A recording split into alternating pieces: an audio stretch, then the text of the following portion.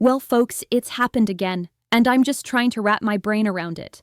Ghislaine Maxwell, convicted pedophile, serial enabler of child rape, and all-around disgusting excuse for a human being, has just been moved from a low-security facility in Florida to an even cushier, more pillow-soft federal Club Med in Texas.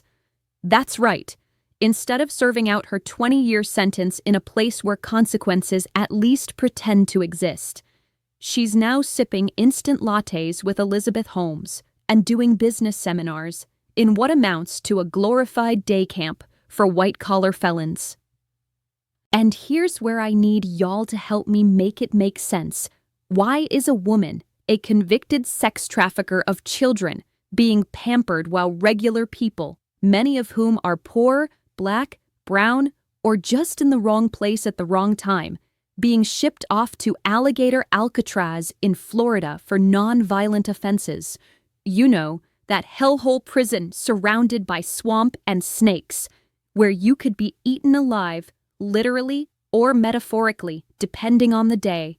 But Ghislaine? She gets yoga mats and Wi-Fi. Let's not get it twisted. This woman is still just as dangerous now as she was when she was grooming and delivering underage girls to the world's elite like they were appetizers at a gala. And now we're supposed to believe she's been moved for safety reasons? Safety from whom exactly? The truth? The victims? Or maybe from the risk that she might actually talk? And here's the kicker. The victims weren't even notified that she was being moved. Not a call, not a letter, not a single courtesy heads up from the very system that's supposed to protect them. What is that about? Let's just say it plain. Some very powerful people in some very high places are sweating buckets. Because whatever secrets Ghislaine still holds must be so radioactive that the federal government is treating her like she's made of porcelain and state secrets. She's met twice with the Deputy U.S. Attorney General off the record, and her legal team is practically drafting immunity deals with crayon. But don't worry, we're told. There's no leniency being discussed. And I'm a unicorn wearing a MAGA hat. Meanwhile, the MAGA faithful are cheering this circus on. They celebrate dragging protesters, whistleblowers, and librarians off in cuffs.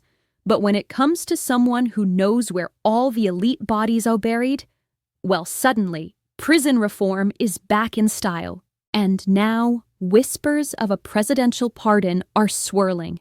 Yes, a pardon. Donald Trump, who campaigned on protecting children, might actually pardon Ghislaine Maxwell. Parents everywhere, believe me. If that happens, never take your eyes off your daughters ever again. Not for a single second. This isn't just a justice system failing. It's a justice system in crisis mode and folding under the weight of powerful secrets. You know the old saying, every tree has roots and branches. But this one needs to be shaken until every worm, every rotten apple, and every flying monkey falls out. Names, titles, and all. So the next time someone tells you that justice is blind, remind them. Justice may be blind, but she sure ain't stupid. She just knows when to look the other way. To get more of my take on this and other hot news topics, visit my home newspaper, the West Side Gazette, every Thursday. The link to the paper is in the description. You can thank me later. This is Sensible Sue signing off. Keep your eyes open and your spirits sensible, y'all, because the world is watching and the reckoning is long overdue.